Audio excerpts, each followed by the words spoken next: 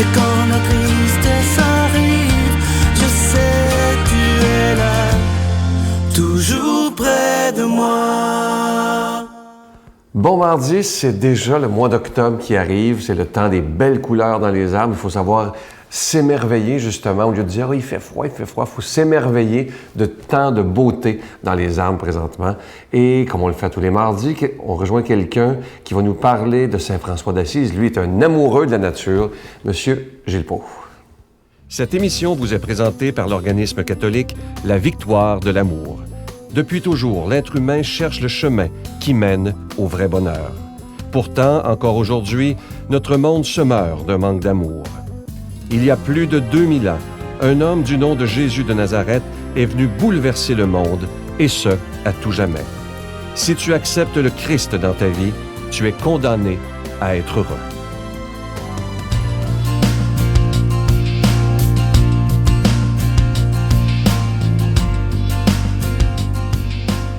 Continuons de faire connaissance avec ce personnage unique, ce bel Italien qui s'appelle Saint François d'Assise, fondateur d'une congrégation qui s'appelle les Franciscains, qui va être récompensé combien de centaines de siècles plus tard à répandre l'amour de la création, l'amour de Dieu, l'amour du prochain, l'amour de tout ce que Dieu ou le puissant a créé.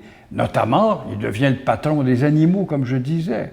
Il devient aussi en 1979, grâce à l'intervention de Jean-Paul II, donc le patron des environnementalistes et aussi des écologistes. Pourquoi? Parce que ces gens, depuis des décennies, s'inquiètent sur l'altération des biens que le divin nous a donnés, cette bonne vieille planète bleue que le Créateur nous a offert, dans une harmonie incroyable, avec une nature qui ne trahit pas, justement. Alors, Jean-Paul II s'aperçoit bien que son message de l'amour de la nature et des animaux qui faisaient partie de la création du divin, eh bien, se devait justement d'être consacré le patron de ces gens-là aussi. Je parie que les écologistes, les environnementalistes à l'écoute, ne savent pas qu'ils ont comme patron Saint François d'Assise. Alors, c'est Jean-Paul II qui va faire ça, et c'est un beau geste. C'est dans la Bible que Saint François d'Assise trouve ce message d'espoir et d'amour et de répandre la paix aux gens et à toute la création. Voyez-vous, son message est global, il concerne justement l'univers. C'est pourquoi il va devenir aussi le premier multiculturaliste, si on veut. Il va essayer d'établir des liens avec d'autres cultures plus tard. Alors, il en profite donc, parce qu'il dit « Je suis immatériel », à s'habiller comme un pauvre. Il va donc s'habiller de vêtements pauvres, de vêtements gris, tout en attachant sa taille d'un cordon. Et c'est ainsi que vont naître, justement, cette communauté des franciscains. Et sa persuasion va attirer des disciples. Comme le Christ au début, sont une douzaine. Comment commence-t-il? C'est incroyable. Sa première œuvre, il n'y a pas d'argent, puis il n'en demande pas. Il demande aux gens, aux commerçants, des gens qui ont, au lieu de jeter des déchets ou des choux gras, avez-vous des pierres à jeter? Il ramasse des pierres avec des bourrouettes, une charrette par la suite. Et toutes ces pierres, mais qu'est-ce qu'il veut faire avec ces pierres? Se demandaient ses voisins, on n'en revenait pas. Il allait retaper les vieilles églises qui tombaient en débandade, en décrépitude, et va restaurer nombre d'églises, dont la première dans son patelin. Voilà le premier miracle gratuit. Notre Père qui es aux cieux, que ton nom soit sanctifié, que ton règne vienne, que ta volonté soit faite sur la terre comme au ciel. Donne-nous aujourd'hui notre pain de ce jour. Pardonne-nous nos offenses, comme nous pardonnons aussi à ceux qui nous ont offensés. Et ne nous soumets pas à la tentation, mais délivre-nous du mal, car c'est à toi qu'appartiennent le règne, la puissance et la gloire, pour les siècles des siècles. Amen. Un acte d'amour pour Noël. Les Résidences Soleil sont fiers d'offrir un appartement entièrement meublé sans frais et ce, à vie dans l'une de ces 14 résidences du Québec. Vous connaissez une personne pour qui ce cadeau exceptionnel ferait toute la différence? Écrivez-nous en quelques lignes à l'adresse suivante ou par courriel pourquoi la personne de votre choix ou vous-même devrait se mériter cet appartement sans frais pour le reste de sa vie. Imaginez vivre la période du bel âge sereinement et en toute sécurité dans l'une des 14 résidences Soleil du Québec. Les inscriptions ont lieu du 15 septembre au 15 novembre 2013.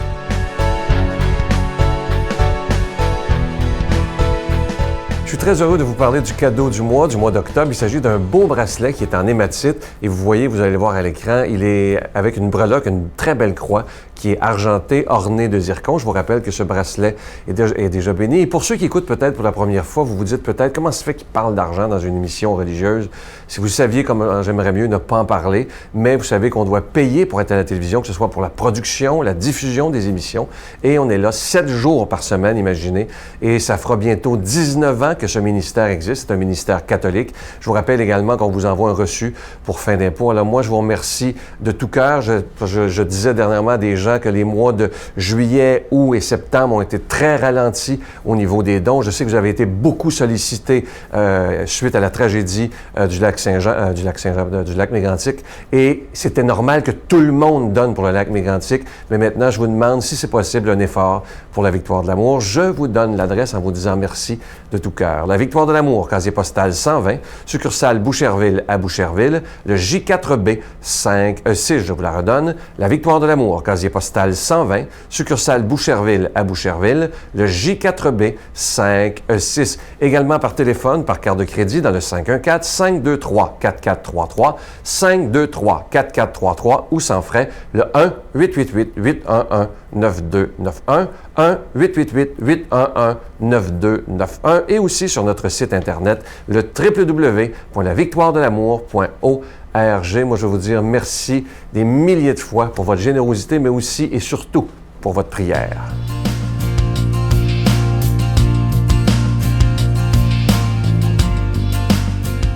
Mon Dieu, donnez-moi la sérénité d'accepter les choses que je ne peux changer, le courage de changer les choses que je peux et la sagesse d'en connaître la différence. Amen.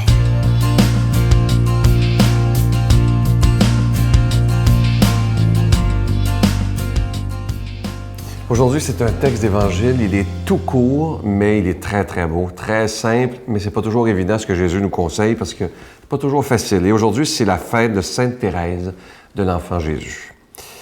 Les disciples s'approchèrent de Jésus et lui dirent « Qui donc est le plus grand dans le royaume des cieux? » Alors Jésus appela un petit enfant, il le plaça au milieu d'eux et il déclara « Amen, je vous le dis, si vous ne changez pas pour devenir comme des petits-enfants, vous n'entrerez pas dans le royaume des cieux. Mais celui qui se fera petit comme cet enfant, c'est celui-là qui est le plus grand dans le royaume des cieux. » C'est tellement beau ce que Jésus nous invite à faire, mais ce qui n'est pas évident, c'est de redevenir comme des enfants. Donc, des gens qui ne se prennent pas pour d'autres, des gens qui vivent dans la simplicité et surtout qui savent s'émerveiller comme un enfant. Vous savez, lorsqu'on vieillit, souvent on s'habitue à tout. Et je pense que ça, c'est un des pires mal qu'on peut vivre, c'est de s'habituer à la nature, s'habituer aussi aux gens qui sont autour de nous. Hein? Vous avez sûrement déjà entendu ça, quand les couples se chicanent, des fois ils disent « on dirait que je suis un meuble pour toi ». Alors, s'habituer aux gens qui sont autour de nous. Vous savez, on ne sait jamais quand on peut les perdre. Alors que les enfants, ils ne s'habituent pas. Ils sont toujours contents de voir leurs grands-parents, de voir leurs parents quand ils sont tout petits. C'est en vieillissant, malheureusement, qu'on change. Et c'est ça qui est triste. Et Jésus nous dit, vous devez redevenir comme des enfants. Et comment est-ce qu'on fait pour redevenir comme des enfants? Je pense que c'est par la prière, on peut y arriver, en devenant des gens plus simples. Vous remarquerez aussi un petit enfant. Là, je sais, on aime tous les petits-enfants. Ça a un regard tellement pur. Ça ne veut pas juger personne. C'est toujours prêt à nous sourire. Dans le fond, c'est ça que Jésus nous demande, de revenir des gens qui sont prêts simplement à regarder les autres, à s'émerveiller et regarder un petit enfant lorsqu'il voit quelque chose de nouveau. Ah, il dit, c'est beau, c'est beau. C'est magnifique, un enfant. Et aussi, un enfant va te poser des questions. Hein? Vous savez, pourquoi ci, pourquoi ça, pourquoi ci, ça finit pas. Vous savez, vous commencez à répondre, vous pouvez en avoir pour une journée à répondre. Mais c'est beau parce que c'est l'émerveillement, encore une fois, que l'enfant Et savez-vous, ce qui est beau de l'enfant, c'est que lui, il reconnaît qu'il ne connaît pas tout. Et souvent, nous, les adultes, on pense qu'on connaît tout. Vous savez, vous avez sûrement des gens autour de vous qui ont réponse à tout. Hein? Vous posez une question dans n'importe quel sujet, ils savent toujours tout. Moi, je vous le dis que ça me tombe ses nerfs. C'est pour ça que Jésus nous dit, redevenez comme des petits-enfants. Il faut être capable d'avouer, non, moi, je ne sais pas tout dans la vie. Et même quand j'aurai 100 ans, je ne saurai pas tout non plus. Alors aujourd'hui, demandons à Jésus de nous aider, parce que c'est pas facile de redevenir comme des enfants dans la simplicité, l'émerveillement, l'amour, tout simplement. Et la pureté, évidemment. Lorsqu'on voit un beau petit enfant naissant, comme on le voit qu'il est tout pur, alors demandons au Seigneur de nous aider à vouloir cette pureté-là à l'intérieur de nous. Je demande au Seigneur lui-même de nous bénir en cette belle journée. Au nom du Père, du Fils et du Saint-Esprit. Amen. Je vous salue Marie, pleine de grâce. Le Seigneur est avec vous. Vous êtes bénie entre toutes les femmes, et Jésus, le fruit de vos entrailles, est béni. Sainte Marie, Mère de Dieu, priez pour nous pauvres pécheurs, maintenant et à l'heure de notre mort. Amen.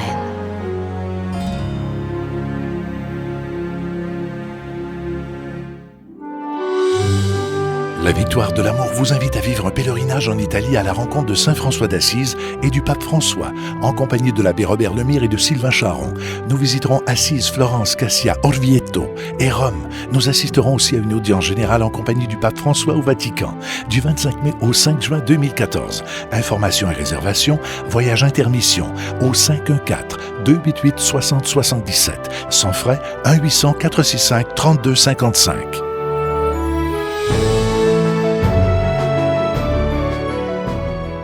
Vous savez, il y a quelques semaines, je vous ai parlé de ce si beau psaume, le psaume 23, le psaume de David, qui pour moi a changé ma vie. Et il n'y a pas longtemps, je l'ai mis sur notre page Facebook. Et là, c'est des milliers et des milliers de personnes qui l'ont vu, évidemment. Et ce que je trouve beau, c'est que les gens, je leur ai demandé de me donner qu'est-ce que ce psaume-là a fait dans leur vie.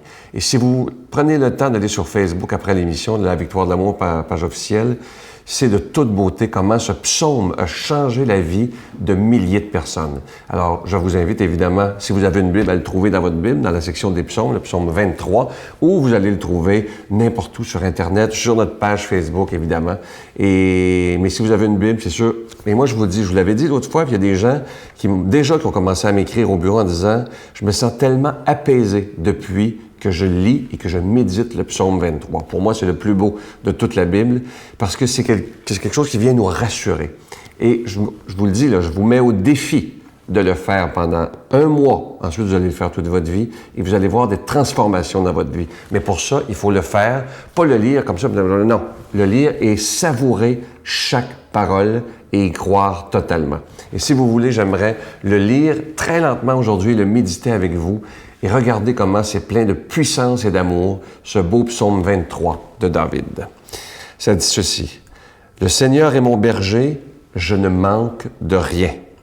Sur des prés d'herbes fraîches, il me fait reposer. Il me mène vers les eaux tranquilles et me fait revivre. Il me conduit par le juste chemin pour l'honneur de son nom.